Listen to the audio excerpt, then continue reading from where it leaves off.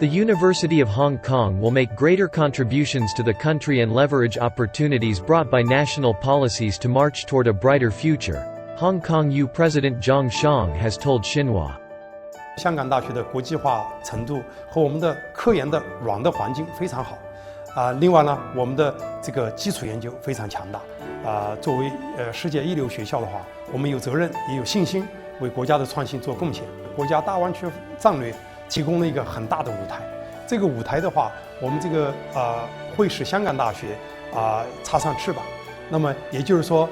能够在更广阔的空间为国家做贡献，尤其利用它的国际化这个优势，还有我们这个科研的这个基础研究的强大厚度，来为国家的顶尖这个科研和原创技术做贡献。我们怎么把香港的工作做好？怎么样把一所大学带到更高一个学术的高度？这对这所大学本身，对香港这个城市，对国家都是意义非常重大的。